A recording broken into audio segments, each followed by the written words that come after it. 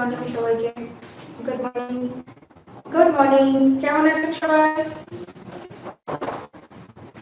আমি ভালো। তো পড়াশোনা চলছে তো? যা যা পড়া এখনো কি হয়েছে? একটু একটু, আচ্ছা একটু একটু বেশি বেশি করতে হবে, ঠিক আছে? আজকে কারণ আবার একটু নতুন চ্যাপ্টার পড়ছি তো, না হলে সব একসাথে গুলিয়ে যাবে।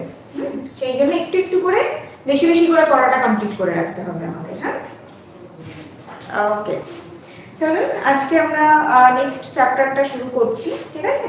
যেটা দেখা যাচ্ছে যে আজকে আমরা কোন চ্যাপ্টার নিয়ে পড়বো? Fats and oil. এর আগের দিন অবধি আমরা মাইক্রোনিউট্রিয়েন্টসের মধ্যে কার্বোহাইড্রেট এবং প্রোটিন সম্পর্কে আমরা জেনে নিয়েছিলাম। যেটা লাস্ট ম্যাক্রোনিউট্রিয়েন্ট আমাদের বাকি আছে, সেটা হচ্ছে ফ্যাটস এন্ড অয়েল। প্রথমত যেটা বলা হয় যে ফ্যাট বা অয়েল, এই জিনিসটা কি?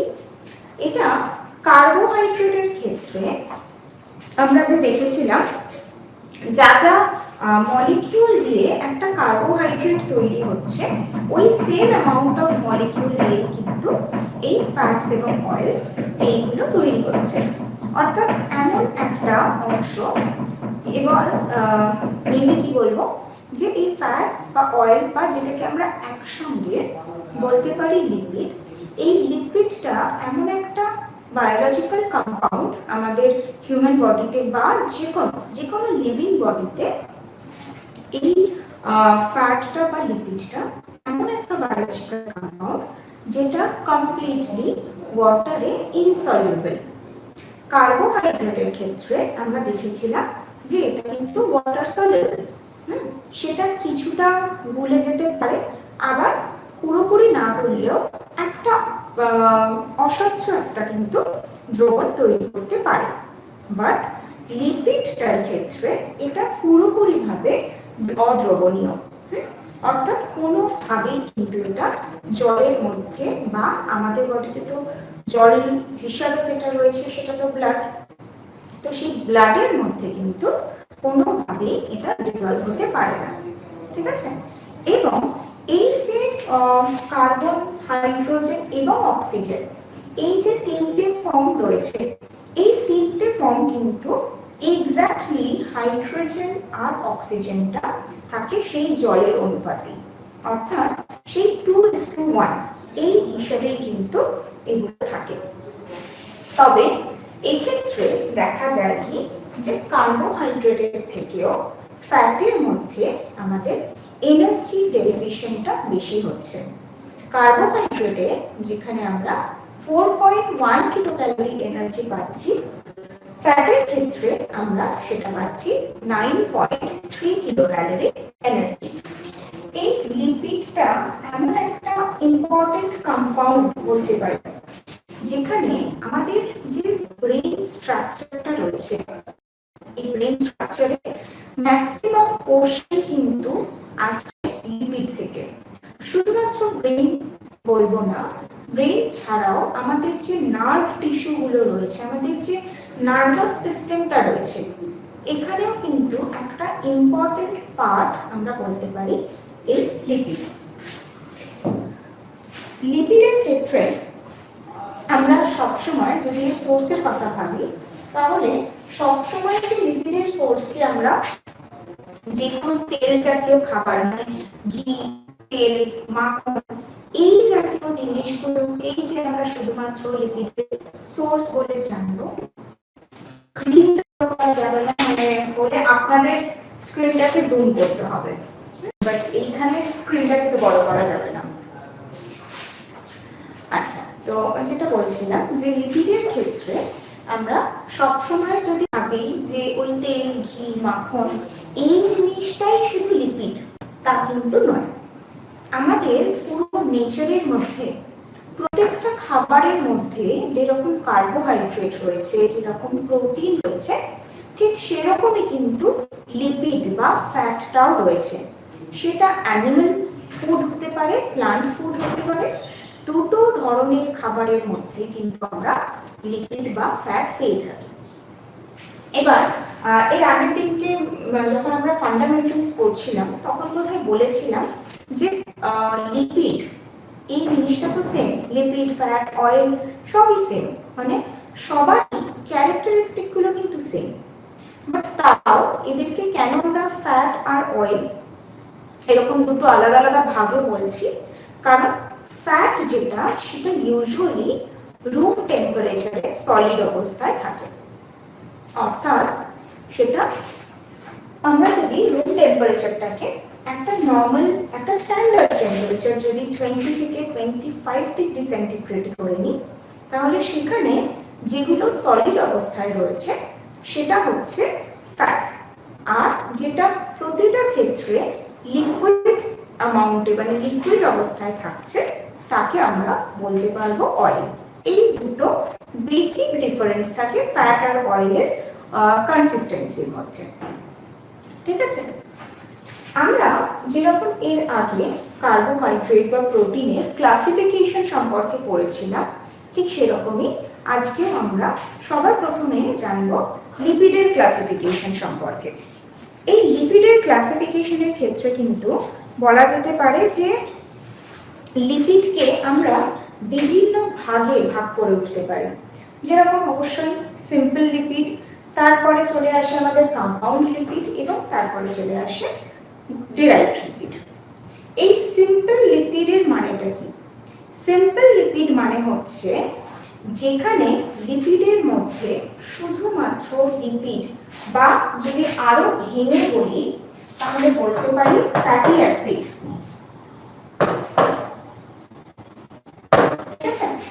ফ্যাটি অ্যাসিড এবং গ্লিসারল।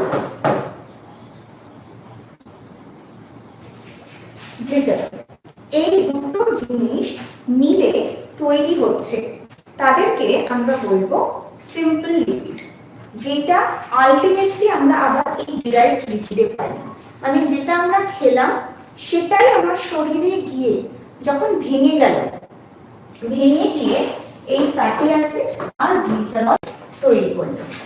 একটা কার্বোহাইড্রেটকে যেরকম ভাঙতে ভাঙতে লাস্ট সে গ্লুকোজ তৈরি করে, প্রোটিনকে ভাঙতে ভাঙতে লাস্ট সে অ্যামাইনো অ্যাসিড তৈরি করছে, ঠিক সেরকমই অনেকগুলো ফ্যাটি অ্যাসিড এবং গ্লিসারলের কম্বিনেশনে তৈরি হয় একটা লিপিড বা একটা ফ্যাট। তো ডিরাইভড লিপিড আমি তাকে বলবো যখন সেই খাবারটা থেকে আমার বডিতে ফ্যাটের সিম্পল ফর্মটা আমি পেয়ে গেলাম, সেটা হচ্ছে ডিরাইভড লিপিড, যেখানে ফ্যাটি অ্যাসিড আর গ্লিসারল কাজ করে, এই দুটো ভাগে ভেঙে যায়। সিম্পল লিপিড কাকে বলছি? যেই ধরনের লিপিডের মধ্যে ফ্যাটি অ্যাসিড এবং গ্লিসারল ছাড়া আর কিছু আমি পাবো না, তাদেরকে আমি বলবো সিম্পল লিপিড। এইটাকে যেরকম আমরা তিনটে ভাগে ভাগ করছি, প্রথম ভাগটা কি?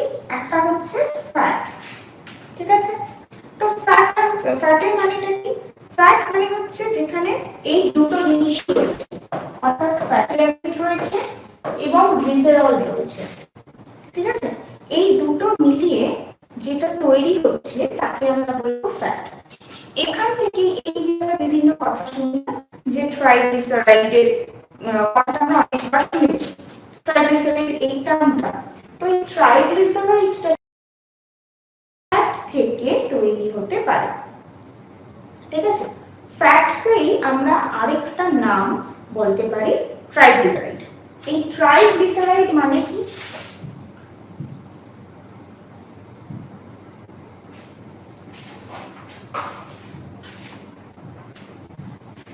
যখন আমরা ট্রাইগ্লিসারাইড বলছি তাহলে ট্রাই মানে কি? তিনটে,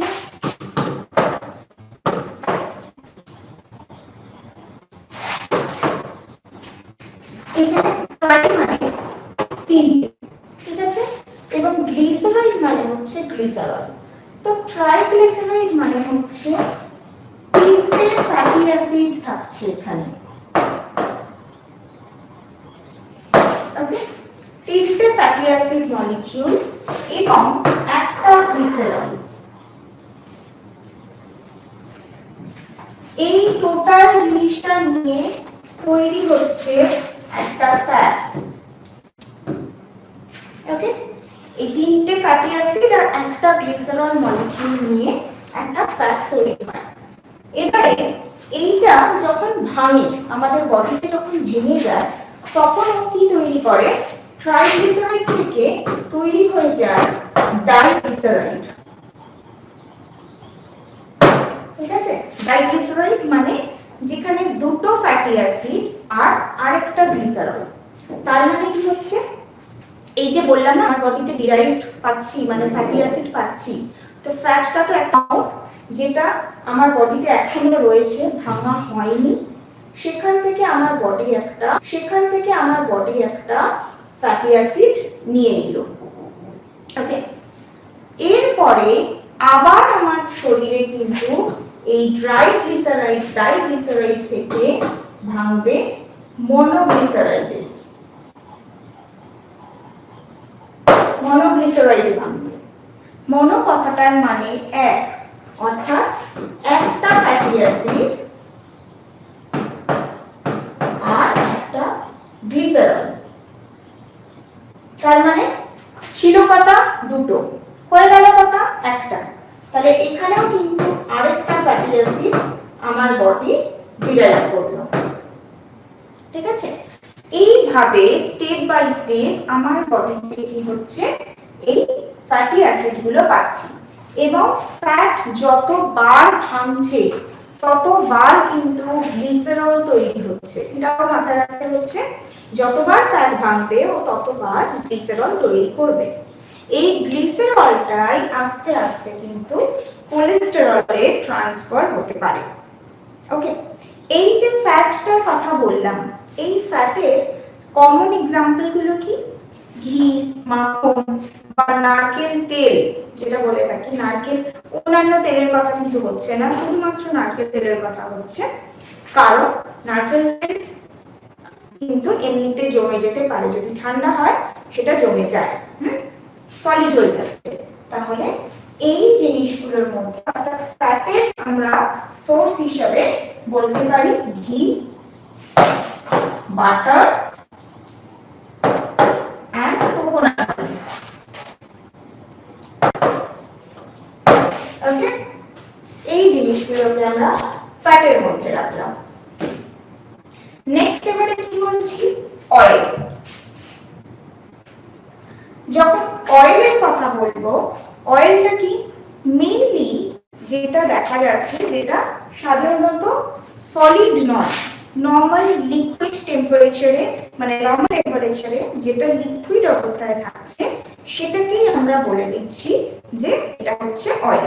সেই অয়েলের মধ্যে আমরা mustard oil, sunflower oil, soybean oil, যত রকমের অয়েল আছে সেই অয়েলগুলোকে কিন্তু আমরা এই গ্রুপের মধ্যে রাখতে পারি। এবং থার্ড যেটা, দ্যাট ইজ ওয়্যাক্স বা মোম। এবার প্রশ্ন হচ্ছে, আমাদের শরীরে কি তাহলে মোম আসবে? অ্যাকচুয়ালি কি হয় বিষয়টা, এই যে ওয়্যাক্সটা, এটাও কিন্তু আমাদের বডির মধ্যে এই ফ্যাটি অ্যাসিড এবং তার সাথে সাথে অ্যালকোহলের একটা মিক্সচার। ঠিক আছে, আমাদের বডিতে এই ওয়্যাক্স ফর্মে কে থাকে, আমাদের বডিতে ওয়্যাক্স ফর্মে থাকে হচ্ছে কোলেস্টেরল।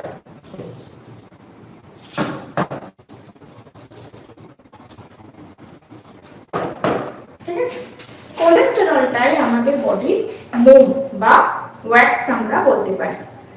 এছাড়াও এই কোলেস্টেরলটাকে দেখবেন আমরা যদি কারোর ব্লাডের মধ্যে কোলেস্টেরল বেশি হয়, তখন সেটা কিভাবে দেখানো হয়, যে এই একটা ব্লাড ভেসেল রয়েছে এবং সেখানে জায়গায় জায়গায় এই কোলেস্টেরল গুলো জমে যাচ্ছে, জমতে জমতে সেই জায়গাটা ব্লক হয়ে যাচ্ছে, তাই তো? মোমের ক্ষেত্রেও জিনিসটা তাই। মোম কি হচ্ছে, দিনের পর দিন যদি একটা জায়গায় জমে, সেই জায়গাটায় জমতে জমতে ওইটা একটা শক্ত আবরণ তৈরি করছে। আমাদের বডিতে কোলেস্টেরল বা ওয়্যাক্সটাও কিন্তু তাই। সেই জন্য ওয়্যাক্সের সাথেই আমরা কোলেস্টেরলকে ধরে নিতে পারি। ওকে, এই কোলেস্টেরলটা আমরা কোথায় পাচ্ছি? কোলেস্টেরলটা আমরা ব্লাড স্ট্রিমে পাচ্ছি এবং আমাদের সিবেসিয়াস গ্ল্যান্ডে পাচ্ছি। ঠিক আছে, এবং অ্যাড্রিনাল গ্ল্যান্ডের মধ্যে পাচ্ছি। অ্যাড্রিনাল গ্ল্যান্ড যেখান থেকে হরমোন সিক্রেশন হয়, সেখানের মধ্যেও কিন্তু আমরা এই কোলেস্টেরলটাকে পেয়ে থাকি। ওকে, এই গেল আমাদের সিম্পল লিপিডের ক্লাসিফিকেশন গুলো। এইটা বোঝা গেছে সবার? ওকে, ভেরি গুড। নেক্সট এবারে, হ্যাঁ বলুন। ওয়্যাক্সটাও ফ্যাটি অ্যাসিড এবং তার সাথে অ্যালকোহল, অ্যালকোহলের একটা কম্বিনেশন। এই যে কোলেস্টেরল, এই যে এরল কথাটা রয়েছে না, এই এরল মানে হচ্ছে ওই গ্লিসারল এবং অ্যালকোহলের একটা কম্বিনেশন, ঠিক আছে?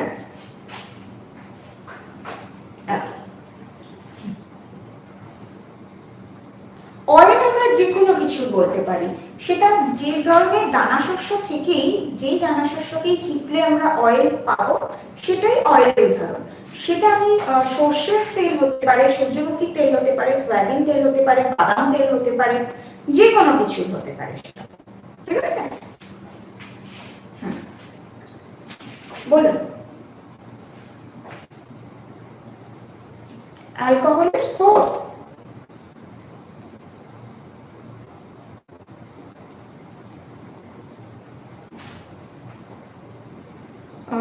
বুঝতে পারলাম না, আরেকবার বলুন।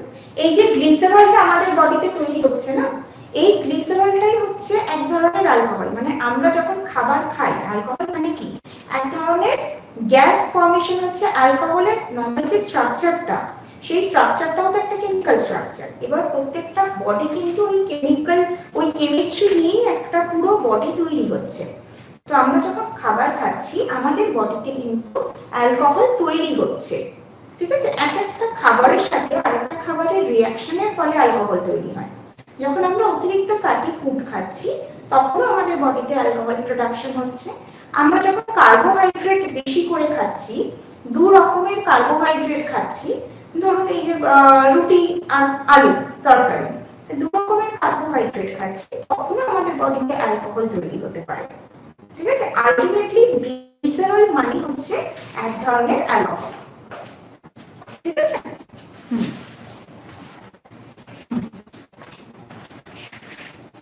ফ্যাটি অ্যাসিডের মধ্যে, ফ্যাটি অ্যাসিডের মধ্যে অ্যালকোহল থাকছে না, কিন্তু ফ্যাটি অ্যাসিড ছাড়াও ফ্যাটকে যদি আমরা ভাঙি, তাহলে ফ্যাটি অ্যাসিড ছাড়াও আমরা গ্লিসারল পাবো, মানে সেটার মধ্যে আমরা অ্যালকোহল পাচ্ছি, ঠিক আছে?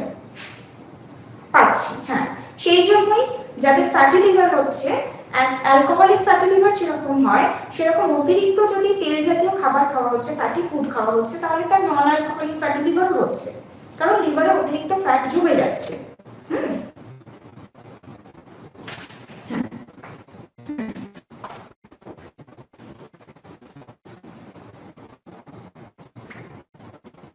হ্যাঁ, কারণ আপনার বডিতে ফ্যাট ডিপোজিশন রয়েছে, তাহলে আপনি যদি আরো বেশি করে ফ্যাট নেন, তাহলে তো এই যে জায়গাটা, এই জায়গাটা আস্তে আস্তে ব্লক হতে যাচ্ছে, তখন এখানে ব্লাড ফ্লো বাধাপ্রাপ্ত হচ্ছে, এবং তখনই কি হবে, ব্লাড প্রেশার বাড়বে, হার্ট অ্যাটাক, স্ট্রোক, এই ধরনের সমস্যাগুলো বাড়বে তখন, ঠিক আছে?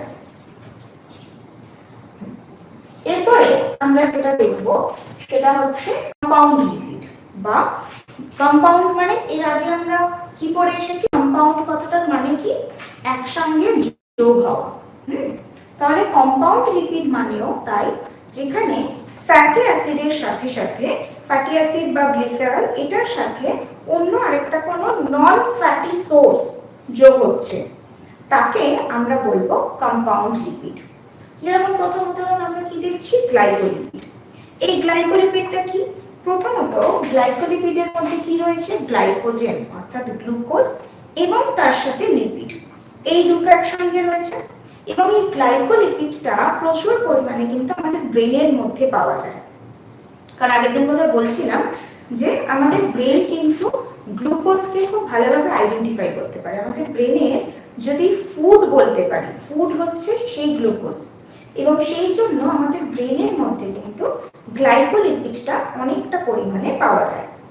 এছাড়াও আমরা এমন কোনো খাবার যখন খাচ্ছি যার মাধ্যমে আমাদের বডিতে গ্যালাক্টোজ তৈরি হচ্ছে, গ্যালাক্টোজ কি থেকে তৈরি হয়, যখন আমরা মিল্ক প্রোডাক্ট নিচ্ছি, কারণ ল্যাকটোজটা যখন ভেঙে যায়, ভেঙে গিয়ে কি তৈরি করে, গ্লুকোজ অ্যান্ড গ্যালাক্টোজ। এই গ্লুকোজটা তো এনার্জি দিতে কাজে লেগে যায়, বাট গ্যালাক্টোজের তো অ্যাজ সাচ কোনো কাজ নেই আমার বডিতে।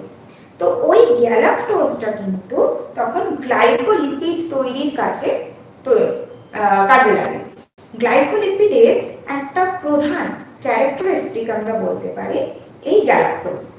সেই জন্য অনেক সময় এই গ্লাইকোলিপিডকে, যেহেতু গ্যালাক্টোজ থেকে তৈরি হয় না, সেই জন্য গ্লাইকোলিপিডকে অনেক সময় গ্যালাক্টোলিপিডও বলা হয়। ঠিক আছে, গ্যালাক্টোলিপিড বলা হয়ে থাকে গ্লাইকোলিপিডকে।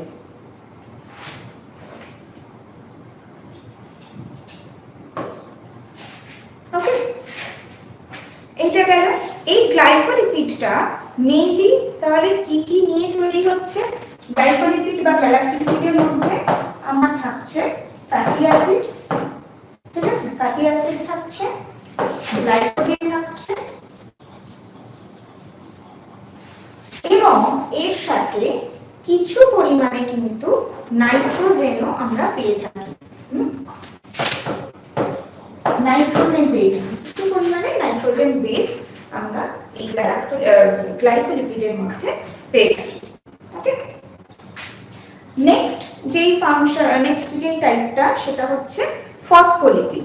তো ফসফোলিপিড মানে নাম থেকে বোঝা যাচ্ছে, ফসফো মানে তার মধ্যে রয়েছে ফসফরাস বা ফসফরিক অ্যাসিড। ফসফরিক অ্যাসিডের সাথে রয়েছে আমার ফ্যাটি অ্যাসিড বা সিম্পল ফ্যাট কিছু রয়েছে, এবং তার সাথে আমি আবারও সেই নাইট্রোজেন বেস কিছু পাচ্ছি। এই জিনিসটা নিয়ে তৈরি হচ্ছে ফসফোলিপিড।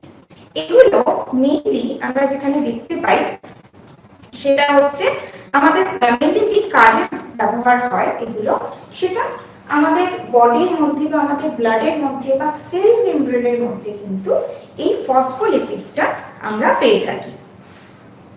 ওকে, এবং তারপরে রয়েছে লাইপোপ্রোটিন। সো লাইপোপ্রোটিন মানে যেখানে প্রোটিনের মলিকিউল রয়েছে, রাইট, এবং তার সাথে রয়েছে লাইপো অর্থাৎ ফ্যাটি অ্যাসিড রয়েছে যেখানে, বা বলতে পারি লিপিড রয়েছে, আরো যদি তাহলে বলতে পারি ট্রাইগ্লিসারাইড রয়েছে এর মধ্যে। ট্রাইগ্লিসারাইড থাকছে, তার সাথে কোলেস্টেরল বা ফ্যাটি অ্যাসিড থাকছে, এবং তার সাথে ফসফোলিপিড। এই ফসফোলিপিডটাও কিন্তু কিছু পরিমাণে এই লাইপোপ্রোটিনের পেয়ে থাকি। এই লাইপোপ্রোটিনটা আমরা আমাদের সেল মেমব্রেনে দেখতে পাই। এছাড়াও যদি কোনো খাবারের মধ্যে বলি, তাহলে খাবারের মধ্যে দেখা যায় যে এগ ইয়কের মধ্যে, ডিমের কুসুমের মধ্যে কিন্তু এই লাইপোপ্রোটিনটা আমরা পেয়ে থাকি। ওকে, এই লাইপোপ্রোটিনটাকেই আমরা অ্যাকচুয়ালি দুটো ভাগে ভাগ করি। যেই কথাটা আমরা বহুবার শুনি সেটা হচ্ছে এইচডিএল এবং এলডিএল। ঠিক আছে, এই যে ভালো কোলেস্টেরল, খারাপ কোলেস্টেরল, এই যে কথাগুলো আমরা শুনি সেটা হচ্ছে লাইপোপ্রোটিন। নামটা শুনলে আমরা বুঝতে পারবো এইচডিএল এর মানে হচ্ছে হাই ডেনসিটি লাইপোপ্রোটিন, এবং এলডিএল মানে হচ্ছে লো ডেনসিটি লাইপোপ্রোটিন। তো এবার এগুলোর মানে কি দাঁড়াচ্ছে? হাই ডেনসিটি লাইপোপ্রোটিন মানে যেখানে প্রোটিনটা বেশি এবং লিপিডটা কম, সেটা হচ্ছে হাই ডেনসিটি লাইপোপ্রোটিন। আমাদের যে সেল মেমব্রেনটা রয়েছে, ওই সেল মেমব্রেনের উপরে একটা যদি এই সেল মেমব্রেন থাকে, তাহলে প্রোটিনটা আমাদের অনেক বেশি পরিমাণে রয়েছে আর কিছু কিছু রয়েছে লিপিড, তাহলে সেটা হচ্ছে আমার এইচডিএল। আর লো ডেনসিটি লাইপোপ্রোটিন মানে কি?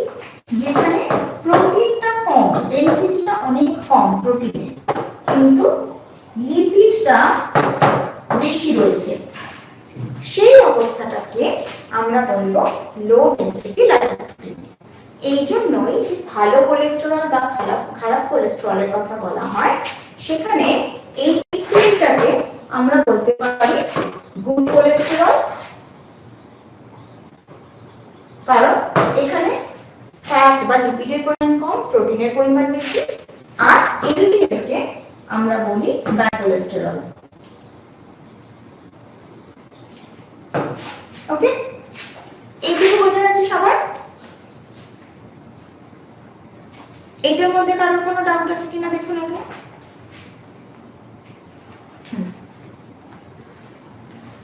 ফসফোলিপিডকে ভেঙে মেনলি আমরা আমাদের বডিতে লেসিথিন পেয়ে থাকি, হ্যাঁ, বা সিফালিন পেয়ে থাকি, এই কয়েকটা জিনিস পেয়ে থাকি। এছাড়াও ফসফোলিপিডকে ভেঙে আমরা আমাদের ব্লাডের মধ্যে প্লাজমোজেন বলে একটা কম্পাউন্ড সেটাকে পাই, যেটা মেনলি আমাদের ব্লাডের মধ্যে পাওয়া যাচ্ছে, আমাদের ব্রেন, আমাদের লিভার এবং তার সাথে সাথে আমাদের মাসেলের মধ্যেও পাওয়া যায়।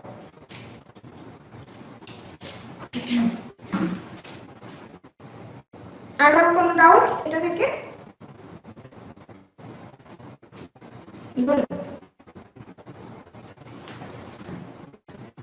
গুড কোলেস্টেরল বলা হচ্ছে কারণ এই কোলেস্টেরলটার মধ্যে প্রোটিন পার্সেন্টেজগুলো বেশি, প্রোটিনের পরিমাণটা বেশি, লিপিডের পরিমাণটা কম, তাই জন্য এটা হচ্ছে গুড কোলেস্টেরল। অর্থাৎ এই জাতীয় খাবার যখন আমরা নেব তখন আমাদের শরীরের মধ্যেও কিন্তু ফ্যাটের থেকেও বেশি আসবে প্রোটিন।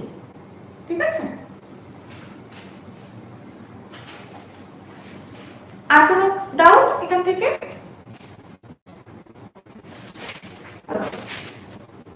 ওকে, ভেরি গুড। এবার নেক্সট একটা ক্লাসিফিকেশনে আসবো, সেটা হচ্ছে এদের সোর্স এবং এদের ভিজিবিলিটির উপরে ডিপেন্ড করে। এর আগের যে ক্লাসিফিকেশনটা আমরা করলাম সেটা এদের কেমিক্যাল নেচারের উপরে বেস করেছিল। এখন ক্লাসিফিকেশনটা আমরা জানবো ভিজিবিলিটি কিরকম। প্রথমত আমরা ডিরাইভ মানে হচ্ছে যেটা আমি বডিতে পাচ্ছি। এই যে এতগুলো লিপিডের কথা বললাম, এরা আলটিমেটলি আমার শরীরে গিয়ে ভেঙে যাবে, ভেঙে গিয়ে কি তৈরি করবে, যেটা দিয়ে লিপিডটা তৈরি হয়েছিল, অর্থাৎ ওই ফ্যাটি অ্যাসিড আর গ্লিসারল তৈরি করবে। তাহলে ওই ফ্যাটি অ্যাসিড আর গ্লিসারলটাই হচ্ছে ডিরাইভড লিপিড। ঠিক আছে?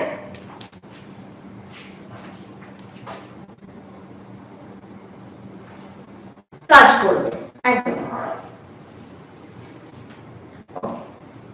এবারে নেক্সট আমরা যেটা দেখছি সেটা হচ্ছে ভিজিবল ফ্যাট এবং ইনভিজিবল ফ্যাট। নামটা থেকেই কিন্তু আমরা বুঝতে পারছি জিনিসটা কি বোঝাতে চাইছে। ভিজিবল মানে যাকে আমরা দেখতে পাচ্ছি, অর্থাৎ যেই খাবারগুলোতে আমরা বুঝতে পারছি যে এটাতে ফ্যাটটা রয়েছে, সেই ধরনের সোর্সগুলোকে আমরা বলবো ভিজিবল ফ্যাট। যেরকম তেল, ঘি, মাখন, অ্যানিমাল চর্বি যেটা, তো সেইগুলোর মধ্যে কি হচ্ছে আমরা বুঝতে পারছি ওটাতে তেল আছে, ওটাতে ফ্যাট আছে, তাহলে সেটা হচ্ছে ভিজিবল ফ্যাট। ইনভিজিবল ফ্যাট কি? যেটা আমরা দেখতে পাচ্ছি না। কোনো খাবারের মধ্যে যেই ফ্যাটটা থাকে সেটা আমরা দেখতে পাই না। বাদামের মধ্যে ফ্যাট আমরা দেখতে পাচ্ছি না, কোনো দানাশস্যের মধ্যে ফ্যাট আমরা দেখতে পাচ্ছি না, চাল, ডাল, গম, আটা যাই কিছু হচ্ছে না কেন তার মধ্যেও যেটুকু ফ্যাট আছে সেটা আমরা দেখতে পাচ্ছি না। তাহলে এই সমস্ত সোর্স হচ্ছে ইনভিজিবল ফ্যাট, কারণ প্রত্যেকটা খাবারেই ফ্যাট রয়েছে, কিন্তু যেগুলোকে আমরা বাইরে থেকে দেখতে পাচ্ছি না সেগুলোকে আমরা বলবো ইনভিজিবল ফ্যাট। এবং যদি সোর্সের কথা বলি তাহলে সোর্সের মধ্যে একটা রয়েছে অ্যানিমাল ফ্যাট, অর্থাৎ আমরা যখন অ্যানিমাল ফুড থেকে ফ্যাট পাচ্ছি সেটা আমরা বলবো অ্যানিমাল ফ্যাট। যেরকম মাছ, মাংস, ডিম, দুধ, ছানা, ঘি, এই যত রকমের অ্যানিমাল ফুড রয়েছে প্রত্যেকটাতে কিন্তু ফ্যাট পার্সেন্টেজ অনেক বেশি, কারণ এরা হচ্ছে লিভিং অর্গানিজম। তো লিভিং বডিতে ফ্যাট স্টোর থাকে বেশি, লিভিং বডিতে ফ্যাট কোলেস্টেরল হিসেবে স্টোর থাকে। ঠিক আছে? কোলেস্টেরল হিসেবে লিভিং বডিতে ফ্যাট স্টোর থাকে। আর প্লান্ট ফ্যাট মানে যখন আমরা প্লান্ট সোর্স থেকে পাচ্ছি, প্লান্ট সোর্সের মধ্যে ফ্যাট কিন্তু কোলেস্টেরল হিসেবে স্টোর থাকতে পারে না, তারা ওই গ্লিসারল হিসেবে ম্যাক্সিমাম বডির মধ্যে স্টোর থাকতে পারে বা একটা এক্সট্রা ফর্মে স্টোর থাকে। যেটা সবথেকে বেশি যেই ফ্যাটটা মানে প্লান্ট বডির মধ্যে যদি আমরা সবথেকে বেশি পরিমাণে ফ্যাটি ফুড বলতে পারি সেটা হচ্ছে কোকোনাট এবং তার সাথে অ্যাভোকাডো।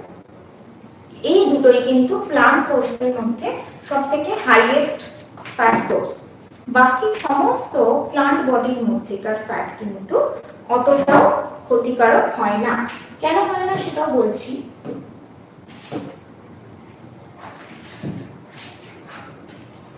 কারণটা হচ্ছে এদের ফ্যাটি অ্যাসিড কন্টেন্ট।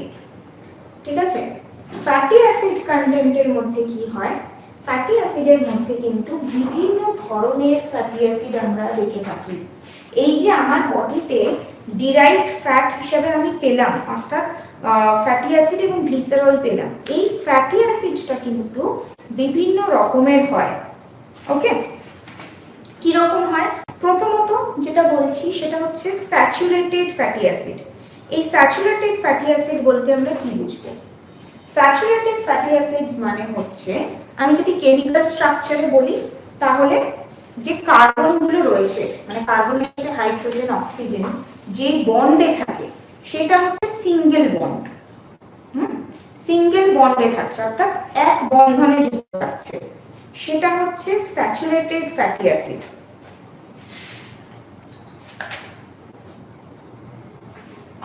এই যে কার্বনগুলো যখন যুক্ত থাকছে এরা সিঙ্গেল বন্ডে যুক্ত থাকছে এবং কার্বনের থাকে 4টে হাত।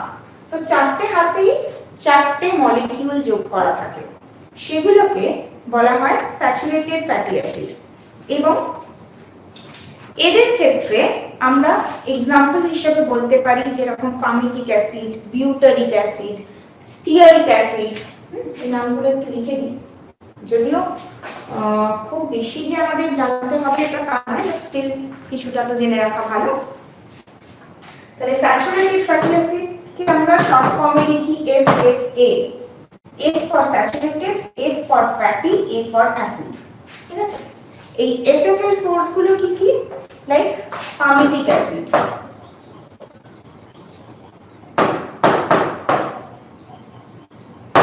দেখবেন ফাস্ট ফুডের সময় আমরা যখন বলি যে এই যে ভেজিটেবল অয়েল বা পাম অয়েল ইউজ করছে, তো পাম অয়েল থেকে আমরা পাই এই পামিটিক অ্যাসিড, যেটা কিন্তু অ্যাকচুয়ালি আমাদের বডির জন্য ভালো নয়। এই পামিটিক অ্যাসিড শুধুমাত্র যে আমরা ওই পাম অয়েলে পাচ্ছি তা নয়, অ্যানিমাল ফ্যাটের মধ্যেও আমরা এই পামিটিক অ্যাসিড পেয়ে থাকি। ঠিক আছে, তারপরে যেরকম আসছে বিউটাইরিক অ্যাসিড। এই বিউটারিক অ্যাসিড আমরা কিসে পাই? বাটারের মধ্যে আমরা পেয়ে থাকি এই বিউটারিক অ্যাসিড। ওকে, নেক্সট অ্যাসিটিক অ্যাসিড। অ্যাসিটিক অ্যাসিডও আমরা কিন্তু বাটারের মধ্যে পাই। এবং স্টিয়ারিক অ্যাসিড, এইগুলো স্টিয়ারিক অ্যাসিডও আমরা বিভিন্ন যেগুলো খারাপ তেল, যেগুলো সেই প্লান্ট অয়েল এবং কিছু কিছু অ্যানিমাল ফুডের মধ্যে এই স্টিয়ারিক অ্যাসিড পাই। এবার এই যে স্যাচুরেটেড ফ্যাটগুলো রয়েছে এরাই কিন্তু আসল কালপ্রিট বলতে পারি আমাদের বডিতে এলডিএল কে জমিয়ে দেওয়ার জন্য। কারণ এরা হচ্ছে সলিড থাকবে। ঠিক আছে, এরা সলিড অবস্থায় পাই আমরা এদেরকে। যদি খুব গরম করা হয় তাহলে এরা লিকুইড হয়ে যায়, কিন্তু আমাদের বডির যে টেম্পারেচার সেই টেম্পারেচারে কিন্তু এরা আবার সলিড হয়ে যায়, যার ফলে কি হচ্ছে আমাদের ব্লাড স্ট্রিমের মধ্যে গিয়ে এরা জমাট বেঁধে যায়। জমাট বেঁধে যাওয়ার ফলে খুব সহজেই কিন্তু ব্লাড ফ্লো হবে না। ঠিক যেরকম একটা জলের পাইপলাইনে যদি প্রচুর নোংরা চলে যায় তাহলে কি হবে? জলের ফ্লোটা তো হবে না ঠিক করে। দেখা যাচ্ছে আমরা যখন ট্যাপ কলে যখন চালাচ্ছি তখন কল থেকে জল পড়ছে না। কেন পড়ছে না? ট্যাঙ্কিতে প্রচুর জল আছে, তাহলে কেন পড়ছে না? কারণ আমার যে পাইপলাইনটার মাধ্যমে আমার বেসিনের কলে জল আসছিল, সেই পাইপলাইনটার মধ্যে প্রচুর নোংরা জমে গেছে, যার ফলে জলটা আটকে গেছে। এবং দিনের পর দিন যদি আমি পাম্পটা ভরছি, সেখানে প্রচুর ট্যাঙ্কে প্রচুর জল আছে এবং বারবার যখন কলটা চালাচ্ছি জলটা আসার চেষ্টা করছে, কিন্তু ওই নোংরা জায়গাটার মধ্যে এসে ধাক্কা খাচ্ছে, তারপর একটা সময় গিয়ে পাইপলাইনটা ফেলছে, যেটা আমাদের বডিতেও হতে পারে। আমাদের বডিতে ওই ব্লাড ভেসেলগুলোর মধ্যে বারবার করে যদি এই রকম ভাবে ধাক্কা খেতে থাকে, তো একটা সময় পরে গিয়ে আমাদের ব্লাড ভেসেলগুলো নষ্ট হয়ে যেতে পারে। বোঝা গেছে?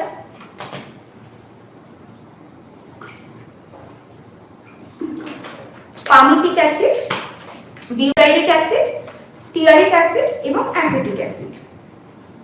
ঠিক আছে? আচ্ছা, এরপরে নেক্সট যেটা দেখব সেটা হচ্ছে unsaturated fatty acid. Unsaturated, saturate কথাটার মানে হচ্ছে সম্পৃক্ত হয়ে যাওয়া, মানে ওর আর কিছু করার নেই। যেটা আমরা বললাম যে কার্বনের যে চারটে হাত থাকে, কার্বনের যে এই যে চারটে হাত থাকছে, তো এই চারটে হাতেই যদি চারটে মলিকিউল এসে বসে থাকে, তাহলে কি ওর চারটে হাত পুরো, আর কিছু নেই, আর কাউকে ধরার জায়গা নেই, তাহলে এটা হচ্ছে স্যাচুরেশন হলো, সেই জন্য একে বলা হচ্ছে saturated fatty acid. Unsaturated fatty acid কি, যেখানে এই যে কার্বনের চারটে হাত থাকে, চারটে হাতে রাখার মতো চারটে মলিকিউল নেই, সেই জন্য এই হাতগুলো কি করে, কোনো কোনো জায়গায় দুটো হাত দিয়েই পাশের কার্বনকে ধরে নেয় বা অন্য মলিকিউলকে ধরে, অন্য মলিকিউলকে হয়তো ধরলো। তাহলে এই জিনিসগুলোকে বলা হয় আনস্যাচুরেটেড ফ্যাটি অ্যাসিড। একটা কার্বনের মধ্যে এই রকম ডাবল বন্ড থাকতে পারে, ট্রিপল বন্ড থাকতে পারে, যে কোনো কিছু হতে পারে, এরকম ট্রিপল বন্ড হতে পারে বা এরকম ডাবল বন্ড থাকতে পারে, সেগুলোকে বলা হয় unsaturated fatty acid. Unsaturated fatty অ্যাসিডের মধ্যেও কিন্তু আবার দুটো ভাগ আমরা বলে থাকি, যেটা কি মোনো আনস্যাচুরেটেড ফ্যাটি অ্যাসিড এবং poly unsaturated fatty acid. Mono কথাটার মানে কি বলেছিলাম? মোনো কথাটার মানে কি বলেছিলাম? এক, ভেরি গুড। তার মানে মোনো আনস্যাচুরেটেড ফ্যাটি অ্যাসিড মানে যেখানে এই যে একটা কার্বনের যে লং চেইনটা রয়েছে, এই লং চেইনের মধ্যে যে কোনো একটা পজিশনে ডাবল বন্ড বা ট্রিপল বন্ড রয়েছে, অর্থাৎ যে কোনো একটা পজিশনে যখন আনস্যাচুরেশন থাকবে, এই সবকটা হাতেই হয়তো সে কাউকে না কাউকে ধরে রয়েছে, শুধুমাত্র এইখানে তার একটা ডাবল বন্ড রয়েছে। ঠিক আছে? তাহলে এই যে জায়গাটা, এই জায়গাটা হচ্ছে মোনো আনস্যাচুরেটেড ফ্যাটি অ্যাসিডের জন্য হচ্ছে। আর পলি আনস্যাচুরেটেড ফ্যাটি অ্যাসিড মানে এই রকম ডাবল বন্ড যদি অনেকগুলো থাকে,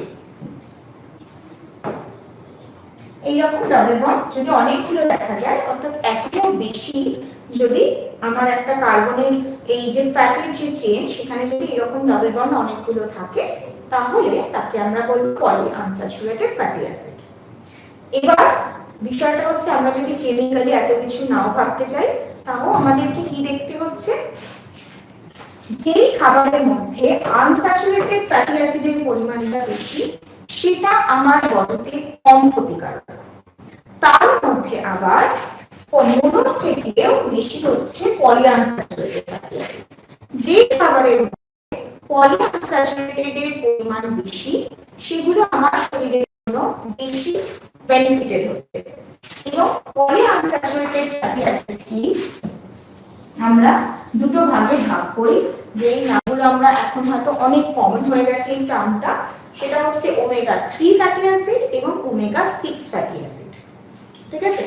এই ওমেগা 3 আর ওমেগা 6 এরও একটা তার একটা মানে নামটারও একটা জাস্টিফিকেশন আছে, সেটা হচ্ছে এই যে কার্বনের যে পজিশনগুলো, যখন লাস্ট থেকে 3 নাম্বার পজিশনে ওই আনস্যাচুরেশন থাকছে বা 6 নাম্বার পজিশনে আনস্যাচুরেশন থাকে, তখন ওমেগা 3 বা ওমেগা 6 বা যদি ওমেগা 9 ও আছে, সেটা মানে হচ্ছে 9 পজিশনে যখন থাকে।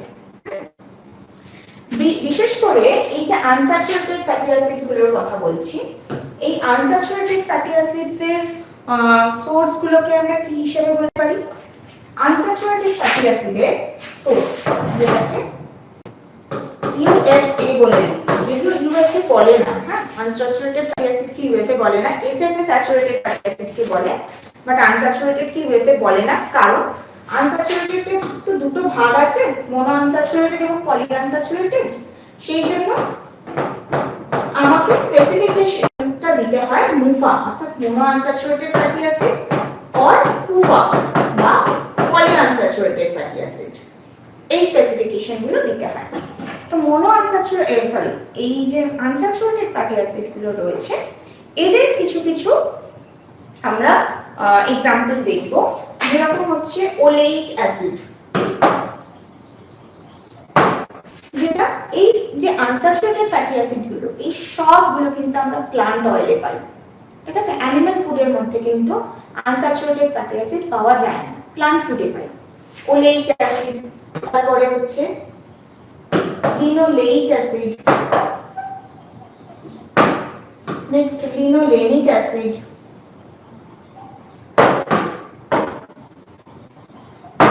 এবং তার সাথে হচ্ছে অ্যারাকিডোনিক অ্যাসিড।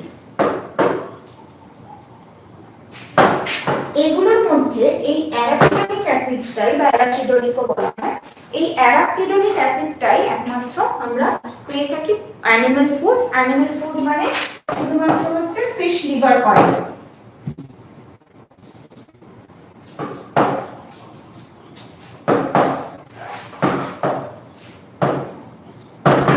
ঠিক আছে,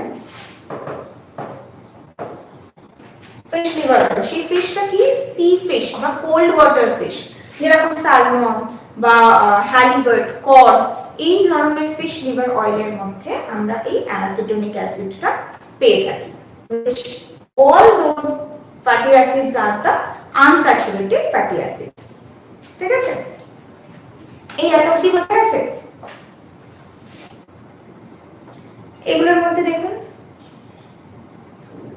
oleic acid, linoleic acid, linolenic acid এবং অ্যারাকিডোনিক অ্যাসিড। ঠিক আছে,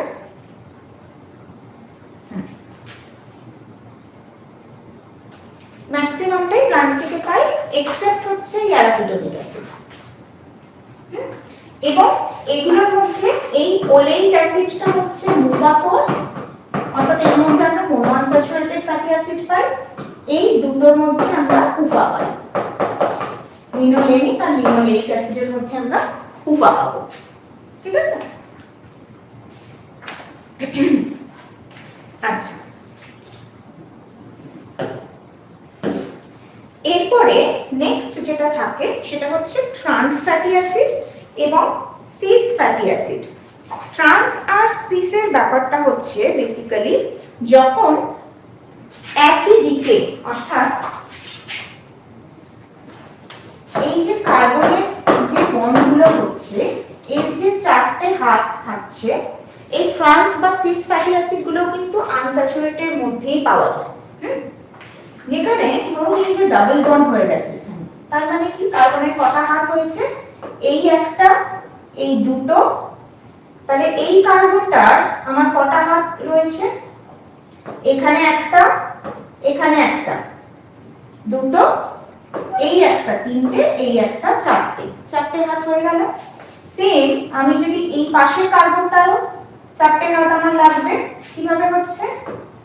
একটা, দুটো, তিনটে, আরেকটা হাত যদি নিচে আসে, পাশাপাশি নয়, যদি নিচে আসে, তাহলে এই পজিশনটাকে আমি বলবো ট্রান্স। ঠিক আছে, এই পজিশনটাকে আমি বলছি ট্রান্স, অর্থাৎ যেখানে ট্রান্সফার হচ্ছে, যে বন্ডটা রয়েছে সেটা যখন ট্রান্সফার হচ্ছে তখন সেই অবস্থাটাকে আমি বলছি ট্রান্স ফ্যাটি অ্যাসিড। আর যদি এই বন্ধনটা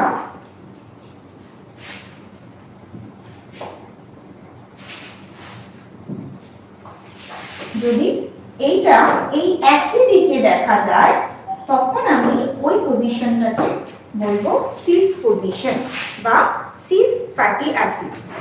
ঠিক আছে, ট্রান্স ফ্যাটি অ্যাসিড এবং সিস ফ্যাটি অ্যাসিড।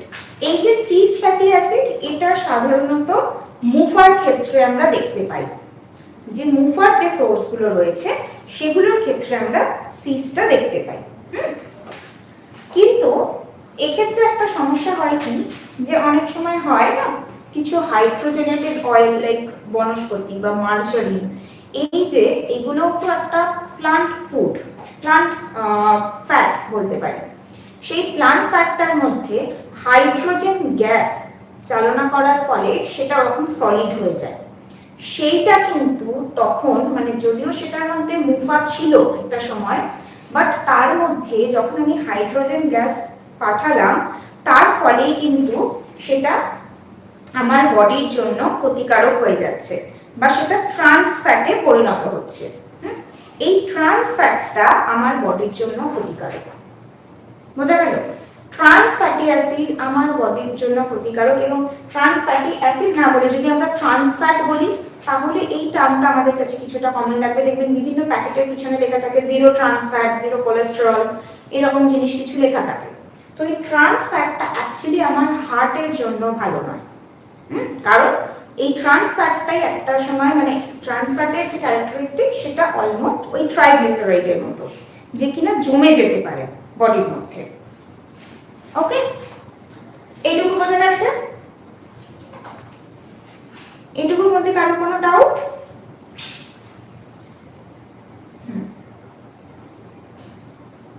কোন ফ্যাক্টটা বলুন, কোনটা বলুন? হ্যাঁ, ওই সোর্সগুলোতে আসছি, সোর্সগুলো আছে পরে আছে, সোর্সগুলোতে আসছি। আচ্ছা, এরপরে পার্টটা যেটা জানবো ক্লাসিফিকেশনে সেটা হচ্ছে এসেনশিয়াল ফ্যাটি অ্যাসিড, নন এসেনশিয়াল ফ্যাটি অ্যাসিড। নামগুলো থেকে আমরা কি কিছু চেনা লাগছে? মানে আমরা কি বুঝতে পারছি এসেনশিয়াল ফ্যাটি অ্যাসিড বলতে আমরা তাহলে কাকে বোঝাবো বা কাকে বলে? বলুন, প্রয়োজনীয়। এসেনশিয়াল ফ্যাটি অ্যাসিড মানে হচ্ছে যেগুলো আমাদের বডিতে তৈরি হয় না। যেরকম এসেনশিয়াল অ্যামাইনো অ্যাসিড পড়েছিলাম যে এগুলো আমাদের বডিতে তৈরি হয় না, ঠিক সেরকমই এসেনশিয়াল ফ্যাটি অ্যাসিড মানে হচ্ছে কয়েকটা ফ্যাটি অ্যাসিড থাকে যারা আমাদের বডির মধ্যে তৈরি হচ্ছে না। আবার এগুলো কি করছে, এই যে আনস্যাচুরেটেড ফ্যাটি অ্যাসিডগুলো রয়েছে, এই আনস্যাচুরেটেড ফ্যাটি অ্যাসিডগুলো যখন তৈরি হয় তখনও কিন্তু আনস্যাচুরেটেড ফ্যাটি অ্যাসিডগুলোকে তৈরি হওয়ার জন্য এই এসেনশিয়াল ফ্যাটি অ্যাসিডগুলোর প্রয়োজনীয়তা রয়েছে। যার কারণে যদি আমাদের বডিতে এই এসেনশিয়াল ফ্যাটি অ্যাসিডগুলো না থাকে তাহলে আমাদের যে নর্মাল যে গ্রোথ সেই গ্রোথটা হবে না। সেই জন্য এইগুলোকে বলা হয় এসেনশিয়াল ফ্যাটি অ্যাসিড, যাদের মধ্যে আমরা পাবো পুফার সোর্সগুলোকে, অর্থাৎ লিনোলেইক অ্যাসিড এবং লিনোলেনিক অ্যাসিড। এই দুটো সোর্স হচ্ছে এসেনশিয়াল ফ্যাটি অ্যাসিডের উদাহরণ। ঠিক আছে, এগুলোর মধ্যেও আবার এই যে লিনোলেনিক অ্যাসিড, এটা হচ্ছে ওমেগা 3 ফ্যাটি অ্যাসিড, আর লিনোলেইক অ্যাসিড এটা হচ্ছে omega 6 fatty acid. Omega 3 fatty acid আমরা কিসে পাবো? আমরা পাবো ফ্ল্যাক্স সিডের মধ্যে, ওয়ালনাটের মধ্যে, সয়াবিন অয়েলের মধ্যে, বা এই যে কড, হ্যালিবার্ট, সালমন ফিশ অয়েল, এগুলোর মধ্যে আমরা ওমেগা 3 ফ্যাটি অ্যাসিড পেয়ে থাকি। আর যদি ওমেগা 6 ফ্যাটি অ্যাসিডের কথা বলি তাহলে সেই ওমেগা 6 ফ্যাটি অ্যাসিডটা আমরা পেয়ে থাকি স্যাফোলা অয়েলের মধ্যে পাই, সানফ্লাওয়ার অয়েলের মধ্যে পাই। ঠিক আছে, এগুলোর মধ্যে আমরা ওমেগা 6 ফ্যাটি অ্যাসিড পেয়ে থাকি। এই সবটাকে বলা হয় আমার এসেনশিয়াল ফ্যাটি অ্যাসিড। ওকে, এই এসেনশিয়াল ফ্যাটি অ্যাসিডের মধ্যে আরো একটা পার্ট আছে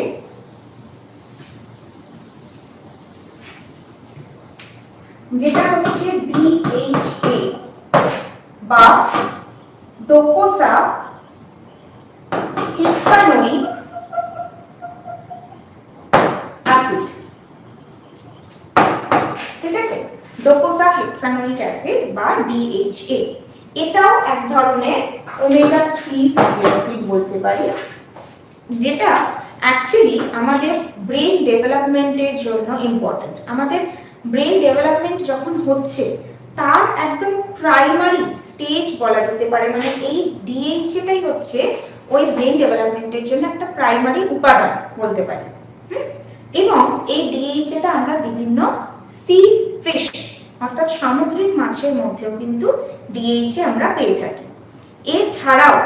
এছাড়াও বেশ কিছু প্লান্ট সোর্স, বিশেষ করে সমুদ্রের একদম নিচে যে প্লান্ট সোর্স বা শ্যাওলা, যেরকম স্পিরুলিনা, যেটা এখন ভীষণ ট্রেন্ডি, সেই স্পিরুলিনার মধ্যেও কিন্তু আমরা এই DHAটাকে কিছুটা পরিমাণ পেয়ে থাকি। এই প্রত্যেকটাই হচ্ছে আমার ওমেগা 3 বা এসেনশিয়াল ফ্যাটি অ্যাসিডের সোর্স বলতে পারি। ওকে, এটা বোঝা গেছে? ওকে, এবারে এই যে এসেনশিয়াল ফ্যাটি অ্যাসিড, হ্যাঁ বলুন বলুন।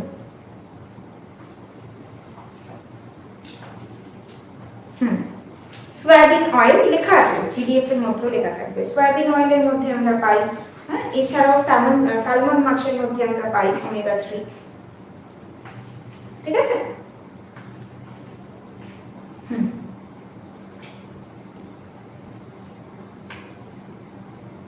কোনটা কোনটা বলো?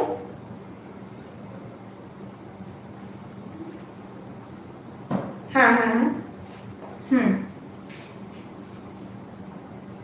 হ্যাঁ, স্পিরুলিনা যেটা হয়, স্পিরুলিনা এক ধরনের শৈবাল। হ্যাঁ হ্যাঁ, খাওয়া যাবে না, খাওয়া যাবে তো। কারণ ওইটা আমরা মানে এমনি খেতে পারবো না, মানে এত বাজে টেস্ট ওটার, এত বেশি তেতো, এত বাজে টেস্ট যে ওটা আমরা এমনি খেতে পারবো না। ওকে,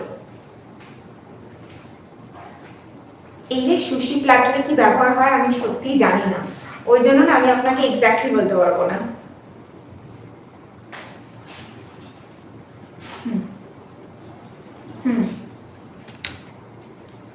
আচ্ছা আচ্ছা আচ্ছা আচ্ছা আচ্ছা, এরপরে তাহলে আমরা ওমেগা এসেনশিয়াল ফ্যাটি অ্যাসিডের কয়েকটা ফাংশন সম্পর্কে একটু জেনে নিই। যেরকম এসেনশিয়াল ফ্যাটি অ্যাসিডের কাজের মধ্যে প্রথম কাজ আসে ব্রেন ডেভেলপমেন্ট। ঠিক আছে?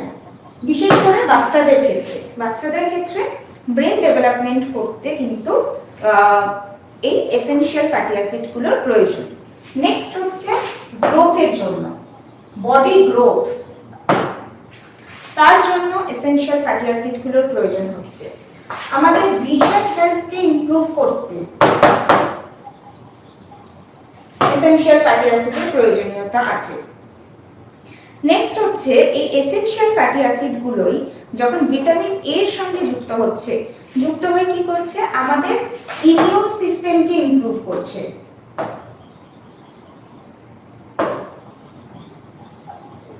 আমাদের ইমিউনিটিটাকে ইমপ্রুভ করছে। নেক্সট কি কাজ করছে, এলডিএল, ব্লাডের মধ্যে এলডিএল পরিমাণ কমিয়ে এইচডিএল এর পরিমাণটাকে বাড়াতে সাহায্য করছে, যার ফলে হার্টের যে কার্যকারিতা, হৃৎপিণ্ডের যে কার্যকারিতা সেটাকে মেনটেন করছে। এবং এই যে করোনারি হার্ট ডিজিজ বা স্ট্রোক, ব্লকেজ, এই যে বিষয়গুলো সেইগুলোকে কিন্তু কমাতে সাহায্য করছে। নেক্সট কি হচ্ছে, রিপ্রোডাকশনে হেল্প করে। ঠিক আছে? পুরুষ এবং মহিলাদের ক্ষেত্রে দুজনের ক্ষেত্রেই রিপ্রোডাক্টিভ হেলথটাকে ইমপ্রুভ করতে সাহায্য করছে। বডির মধ্যে অনেক সময় বিভিন্ন ইনফ্লামেশন হয়, জায়গা ফুলে যাচ্ছে, ব্যথা হচ্ছে, হ্যাঁ, যন্ত্রণা হচ্ছে, লাল হয়ে যাচ্ছে, এই যে জিনিসগুলো রয়েছে এই ইনফ্লামেশন গুলোকে কমাতে সাহায্য করে এসেনশিয়াল ফ্যাটি অ্যাসিড। এছাড়াও বাচ্চাদের ক্ষেত্রে আমি কি বলবো,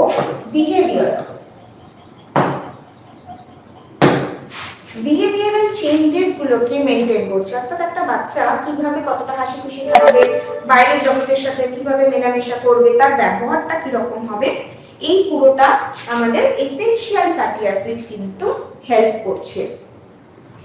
বোঝা গেল? এই জায়গাটা বোঝা গেছে সবার? কারো কোনো ডাউট নেই তো?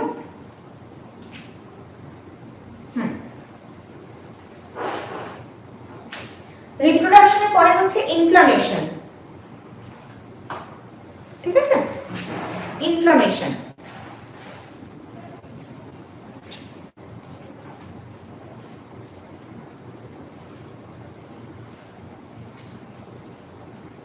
আচ্ছা, এরপরে নেক্সট যেটা ক্লাসিফিকেশন সেটা হচ্ছে নন এসেনশিয়াল ফ্যাটি অ্যাসিড। তাহলে নন এসেনশিয়াল ফ্যাটি অ্যাসিড হচ্ছে মেইনলি যেটা আমাদের বডির মধ্যে তৈরি হচ্ছে। ঠিক আছে, আমাদের বডি এগুলোকে নিজে থেকে তৈরি করে নিচ্ছে এবং খাবারের মাধ্যমেই যে এটাকে আমাদের গ্রহণ করতে হবে তার কোনো প্রয়োজনীয়তা নেই। সেই জন্য এইগুলোকে বলা হয় নন এসেনশিয়াল ফ্যাটি অ্যাসিড। এই নন এসেনশিয়াল ফ্যাটি অ্যাসিডের মধ্যে কিন্তু ওই স্যাচুরেটেড ফ্যাটি অ্যাসিড গুলো পড়ছে। কোনগুলো পড়ছে? সেই পামিটিক অ্যাসিড,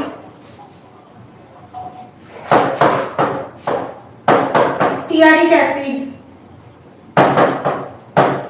এই যে স্যাচুরেটেড ফ্যাটি অ্যাসিড গুলোর উদাহরণ আমরা দেখলাম, সেইগুলো আমাদের এই নন এসেনশিয়াল ফ্যাটি অ্যাসিডের মধ্যে পড়ে। সেই জন্যই সব সময় বলা হয় যে এই যে তেল, ঘি, মাখন এগুলো আমাদেরকে পুরোপুরি অ্যাভয়েড করতে হবে, কারণ আমরা আমাদের বডির মধ্যে এগুলোকে অলরেডি তৈরি করছি। তারপরেও যদি এক্সট্রা করে আমরা সেগুলো বাইরে থেকে নিচ্ছি, তার মানে আমাদের বডিতে কিন্তু তার পার্সেন্টেজটা অনেকটা বেড়ে যাচ্ছে, পরিমাণটা অনেকটা বেড়ে যাচ্ছে, যার ফলে গিয়ে এলডিএল এর পার্সেন্টেজটা বেড়ে যাবে ব্লাডের মধ্যে। বোঝা গেছে? কোনো ডাউট নেই এগুলোর?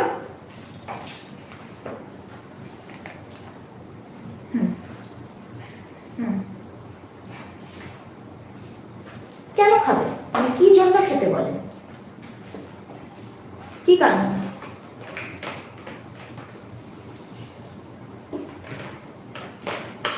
ব্রেন ডেভেলপমেন্টের জন্য তো আমার ঘি মাখনের প্রয়োজন নেই, ব্রেন ডেভেলপমেন্টের জন্য আমার এসেনশিয়াল ফ্যাটি অ্যাসিডের প্রয়োজন আছে। যে এসেনশিয়াল ফ্যাটি অ্যাসিডটা আমি ঘি মাখন থেকে পাবো না, আমি কোথা থেকে পাবো? আমি প্লান্ট সোর্স থেকে পাবো। ঘি মাখন আমি প্লান্ট সোর্স থেকে পাচ্ছি না। প্লান্ট সোর্স থেকে আমি যেগুলো পাচ্ছি সেগুলোর মধ্যে আমার ব্রেন ডেভেলপমেন্ট হবে, আখরোটের মধ্যে হবে, আমন্ডের মধ্যে হবে, হ্যাঁ, ফ্ল্যাক্সিডের মধ্যে হবে, চিয়া সিডসের মধ্যে হবে। এছাড়াও যদি আমি অ্যানিমাল সোর্স নিতে চাই তাহলে আমি কি নেব? সালমন ফিশ নেব, যেটা মানে quite rare in our country, এইগুলো পাওয়া যায় না, অনেকটা এক্সপেন্সিভ। তাহলে আমি সেগুলো কেন নেব, তাই না? আমি এসেনশিয়াল ফ্যাটি অ্যাসিডের মধ্যে প্লান্ট সোর্স যেগুলো চিপেস্ট সোর্স আছে, আমি সেইগুলোকে ইনটেক করব আমার ব্রেন ডেভেলপমেন্টের জন্য। ওকে, কোনগুলো সোর্স দেওয়া আছে আপনাদের? সোর্স দেওয়া আছে দেখুন এখানে, যখন আপনারা পিডিএফটা পাবেন দেখতে পারবেন সোর্সগুলো এখানে সব দেওয়া আছে। ঠিক আছে?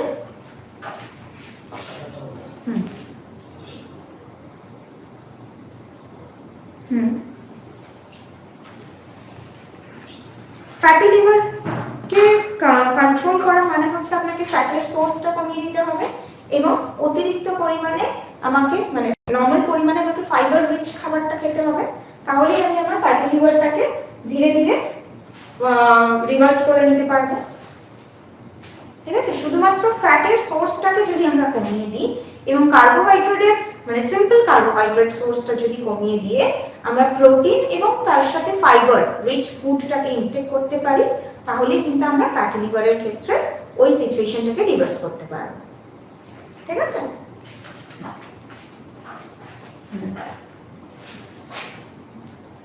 দুধ খেলে কি আছে? এই জিনিসগুলো আমি জানি না, প্রথম কথা। কেন বলা হয়? কারণ দুধের মধ্যে অনেক ভিটামিনস মিনারেলস পাওয়া যায়, এবং যে ভিটামিনস মিনারেলস গুলো পাওয়া যায় সেগুলো মেইনলি আমাদের স্কিন হেলথ বলে না, আমাদের ইন্টারনাল হেলথের জন্য ভালো। এবার আপনার শরীরের ভেতরটা যদি ভালো হয় তাহলে অটোমেটিক্যালি সেই মানে এক্সপোজারটা আপনার স্কিনের মধ্যে আসবে। সেই জন্য বলা হয়। এবং দুধের মধ্যে প্রচুর স্যাচুরেটেড ফ্যাট থাকে, তো স্যাচুরেটেড ফ্যাট থাকছে মানে আপনার স্কিনের মধ্যেও তো এই ফ্যাটের পরিমাণটা বাড়ছে। তো ফ্যাট যদি বাড়ে তার মানে কি আপনার স্কিনটা তেলতেলা হচ্ছে, চকচকে হচ্ছে, সেটা স্কিন হোক, হেয়ার হোক, প্রতিটা ক্ষেত্রে। তো সেই জন্যই এটা বলা হয়। এবং আপনি দুধ না খেয়ে যদি ওই same amount of vitamins minerals গুলো অন্য খাবার থেকে খান তাহলে খেতে পারেন। মানে যে দুধ খেতে চাইছে না তাকে জোর করে দুধটা খাইয়ে দেওয়া হলো, নিয়ে সে বমি করে দিল, আলটিমেটলি তার স্কিন গ্লো, হেয়ার গ্লো আসবে না তাতে। ঠিক আছে?